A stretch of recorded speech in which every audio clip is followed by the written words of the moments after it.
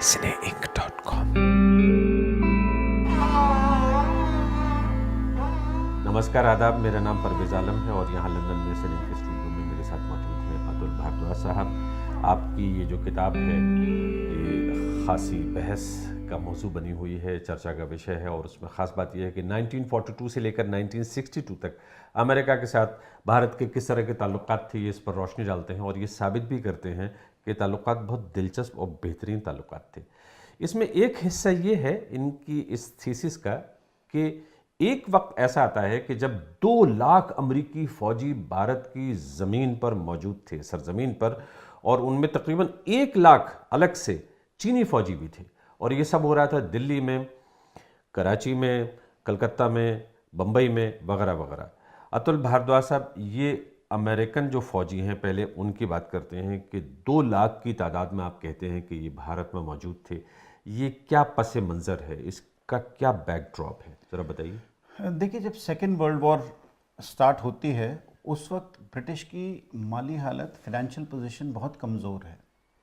America British को $27 billion का loan देता है ताकि वो अपना असला खरीद सके, आर्म्स एंड एमिनेशन अमेरिका से ले सके वॉर को आगे प्रोग्रेस करने के लिए। तो ब्रिटेन बहुत डिपेंडेंट होता है अमेरिका पर, और उस वक्त वो इंडिया को भी डिफेंड करने के लिए, अपने एम्पायर को डिफेंड करने के लिए अमेरिकन फोर्सेस को इनवाइट करता है इंडिया में आने के लिए। और 1942 में ऑपरेशन अकीला के तहत अमेरिकन फोर्सेस इंडिया में लैंड करती हैं, कराची में, मुंबई में, और वहाँ से जाके वो इंडिया के नॉर्थ ईस्ट में जाके अपने आप को एस्टैब्लिश करती हैं। जो बेसिक पर्पस है अमेरिकन फोर्सेस का इंडिया में आना, वो एक ये है कि वो चाइनीज़ सोल्जर्स को लेकर आते हैं और उनको यहाँ पर मिलिट्री ट्रेनिंग देते हैं और उसके बाद उनको वापस भेजते हैं जापानीज से लड़ने के लिए।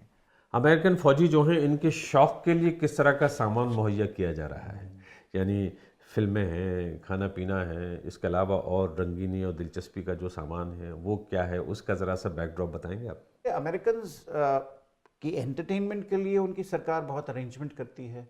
यहाँ पर नए मैगज़ीन्स लेके आती है, उनके लिए पढ़ने के लिए लिटरेचर होता है। जहाँ वो रहते हैं उनके लिए स्विमिंग पूल्स बनते हैं, पार्टीज़ के लिए क्लब्स बने हुए हैं। एक बुरा क्लब है कैलकाटा में जो बनाते हैं, और ये सब मुहैया उनकी सरकार उनको कराती है ताकि जो सोल्जर्स हैं वो अपने घर से जो इतनी दूर आए हुए हैं वो यहाँ पर परेशान ना हो। एक तो नई एनवायरनमेंट में आए हैं, वेदर से फेमिलियर नहीं है, तो एक उनको उनके लिए एक माहौल क्रिएट करने की उनकी गवर्नमेंट की पूरी कोशिश रहती है। और तफरी का सामान? और तफरी का सामान भी बहुत रहता है। अगर आप देखें तो पार्टीज़ बहुत होती हैं इस दौरान में कैलकाटा में। हिस्ट्री में, ये लिटरेचर में बहुत जगह मौजूद भी है कि अमेरिकन इंटेलिजेंस एजेंसीज़ का जो हेडक्वार्टर था कैलकाटा में, वहाँ बहुत वाइल्ड पार्टीज़ हुआ करती थी। फिर अमेरिकन नर्सेज जो थी, यहाँ पर बहुत तादाद में अमेरिकन नर्सेज भी काम कर रही थी, बिकॉज हॉस्पिटल्स भी अमेरिका ने एस्टैब्लिश किए for the purpose of their armed forces. Bharat में तकरीबन 2 लाख से ज़्यादा अमेरिकी फ़ौजी मौजूद हैं। इनका कहीं एक कल्चरल इम्पैक्ट भी है, फिल्म है, थिएटर है, म्यूज़िक है, वगैरह वगैरह।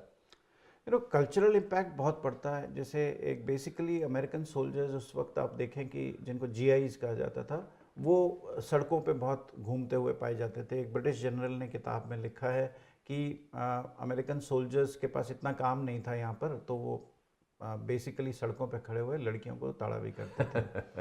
अब और कैलकाटा की एक जगह है सोनागाची, जहाँ वो बहुत रेड लाइट एरिया जो वो बहुत फ्रीक्वेंटली विजिट किया करते थे। तो वो करते थे तो VDP होगी, वेनेरियल डिजीजेस। और उस वक्त वेनेरियल डिजीजेस अमेरिकन हॉस्पिटल्स में, जो मिलिट्री हॉस्पिटल्स एस्टैब्लिश हुए थे, उसमें वो एक सबसे बड़ी प्रॉब्लम के रूप में उभर के आता था, और बहुत सारे सोल्जर्स जो ऐसे थे वो उससे इफ़ेक्ट होते थे। तो ये एक चैलेंज भी था अमेरिकन मिलिट्री लीडरशिप के लिए उस वक्त की। और फिल्में उनके लिए, जो मैंने कहा कि बहुत सारा एंटरटेनमेंट का सामान इंडिया में मंगाया गया था। तो अगर वहाँ पे लेटेस्ट हॉलीवुड की पिक्चरों के प्रिंट्स भी आते थे, जो कि उनको उनके बेसिस में दिखाए जाते थे, एस्टैब्लिशमेंट्स में, अमेरिकन एस्टैब्लिशमेंट्स में सोल्जर्स को दिखाए जाते थे।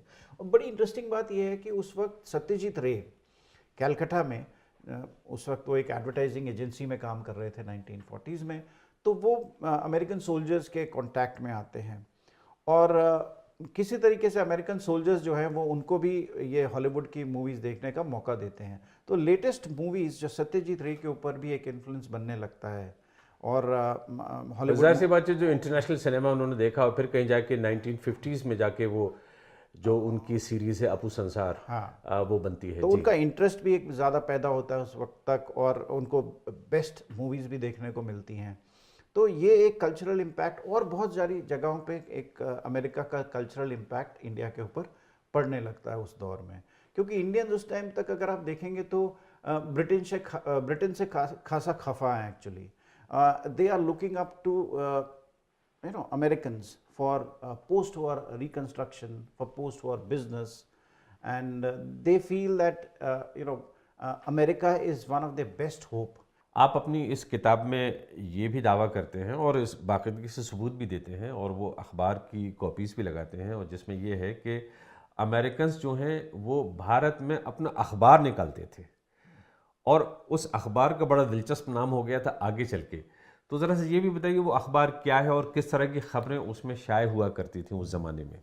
अमेरिकन फोर्सेस जो उन्होंने एस्टैब्लिश किया, जो चाइना, बर्मा, इंडिया थिएटर में 4 अखबार निकालते थे और उसमें एक टाइगर रैग था, उसमें एक राउंड अप था और राउंड अप इसके सारे डिजिटल वर्जन अवेलेबल हैं ऑनलाइन अगर आप देखेंगे तो it is known as CBI round up.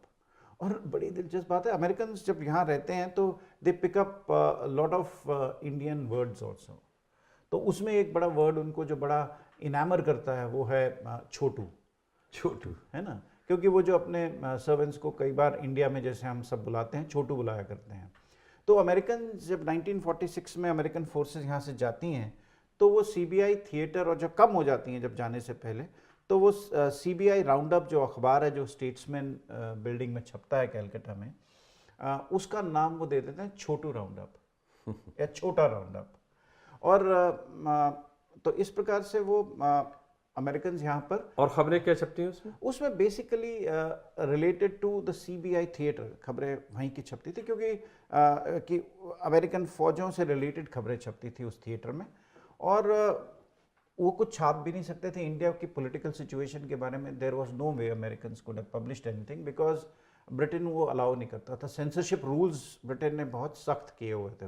अच्छा, ये वो ज़माना है कि 1943 में ही बंगाल फैमिन होता है, कहत की सूरत हाल है, अकाल की सूरत हाल है, और हिस्टोरियंस का ये कहना है कि तकरीबन 2 से 3 मिलियन लोग उसमें मरते हैं भूख से। तो ये बंगाल फैमिन एक तरफ चल रहा है, दूसरी तरफ अमेरिकन फ़ौजी भी हिंदुस्तान में मौजूद हैं, 2 लाख के आसपास, 1 लाख के आसपास आपने बताया कि चीनी फ़ौजी भी हैं और उनके लिए ज़बरदस्त खाने पीने की चीज़ें हैं। और उसमें एक कंट्रोवर्सी हमेशा से ये रही है जिस पर शशि थरूर ने बहुत कुछ लिखा भी है, और वो ये है कि जो खाने पीने की चीज़ें बंगाल फैमिन को कम करने के लिए लोगों तक पहुंचनी चाहिए थी, वो वहाँ से डाइवर्ट होती हैं, वो दूसरी जगहों पे जाती हैं। तो क्या ये समझ सकते हैं कि ये एक अलग सीन चल रहा है, वो अलग सीन चल रहा है? अभी तक जो हिस्टोरियंस ने वो देखा है वो ये जनरली देखा है कि कैसे चर्चिल के एक डिसीजंस ने बहुत सारा फूड ग्रेन इंडिया से डाइवर्ट किया यूरोप की तरफ जहाँ की वॉर चल रही थी। एक चीज़ जो हिस्टोरियंस ने नहीं देखी है और जो कि बहुत ज़रूरी है जानना, कि उस वक्त इंडिया एक मिलिट्री बेस था जैसे मैंने कहा, और यहाँ पे बहुत बड़ी तादाद में यंग सोल्जर्स प्रेजेंट थे, और ख़ासकर अमेरिकन सोल्जर्स जो बहुत ज़्यादा खाना भी खा रहे थे। तो ये जो डाइवर्शन इंडिया के अंदर ही फूड का जो डाइवर्शन हुआ, उसको भी हिस्टोरियंस को देखने की बहुत ज़रूरी है to study what was the impact of India as a military base on the famine, 1943 famine. Atul Bhardwaj, ये जो अमेरिकन मिलिट्री प्रेजेंस है, ये किस हद तक भारत का जो नेशनलिस्ट मूवमेंट उस ज़माने में चल रहा है उस पर असरअंदाज होती है, और किस हद तक ये ब्रिटेन और भारत के बीच में एक ब्रिज बनाने का काम करती है, ये जो मौजूदगी है अमेरिकी फ़ौजियों की, फिर आगे चल के किस तरह से अमेरिकी अपने इन्फ्लुएंस को और भारत में बढ़ाते हैं? जब अमेरिका यहाँ पर आता है तो ब्रिटिश की कंसेंट के साथ आता है। Number 2, America is here also to ensure that India does not deviate away from the Anglo-American orbit. ये बहुत ज़रूरी है उस वक्त की, क्योंकि एकदम वॉर के बाद आप देखते हैं कोल्ड वॉर शुरू होती है, जिसमें एक सोवियट्स भी बहुत सारे देशों को अट्रैक्ट करने की कोशिश कर रहे हैं। उस दौरान में both Britain and America want to retain India in their own orbit, and that's their strategic purpose.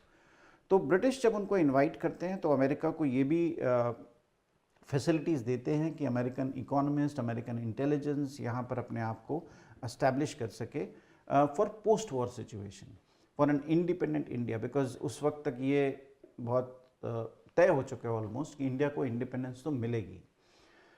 तो both America and they ensure that there is no violence against the Britain when they leave, and they leave gracefully. और second issue ये है कि the white prestige in India remains intact. ये नहीं हो कि एक बार जब ब्रिटिशर्स जाएं तो एक नफरत का माहौल पैदा हो जाए पूरे वेस्ट के प्रति इंडिया में। So that is the importance of America coming here. America had a first mover advantage, और उस वक्त तक आप देखें कि Soviet union Indian political classes के साथ कहीं भी कोई इंटरेक्शन नहीं था सोवियत यूनियन का, मतलब बहुत ही कम इंटरेक्शन था, क्योंकि ब्रिटिश ने इतने रिस्ट्रिक्शंस लगा रखे थे कि इंडियन कम्युनिस्ट के लिए सोवियत यूनियन पहुंचना बहुत मुश्किल था उस वक्त।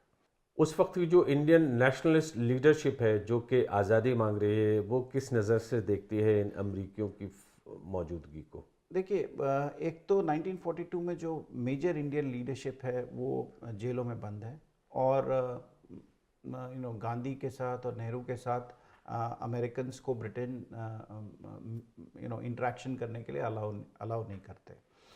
तो Indian leadership but is fully aware that there is a civil society in America which is supporting the Indian independence movement, and they expect America to come and give them the kind of help that they need, the push that the Indian independence needs.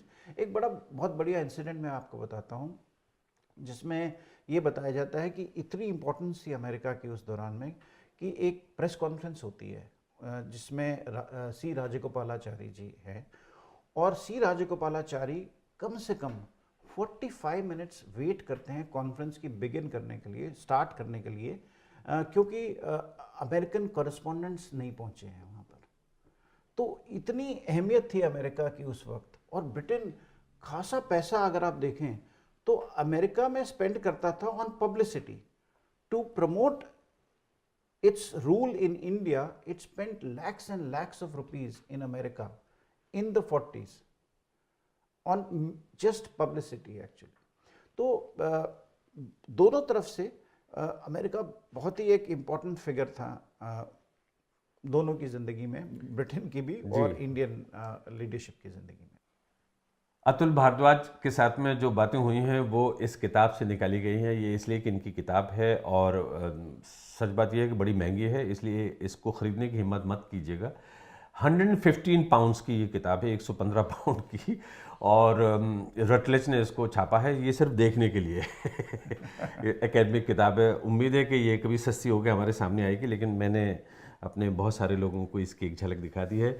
Atul Bhardwaj साहब, बहुत बहुत शुक्रिया। बहुत बहुत शुक्रिया आपका परवेश भाई। cineinc.com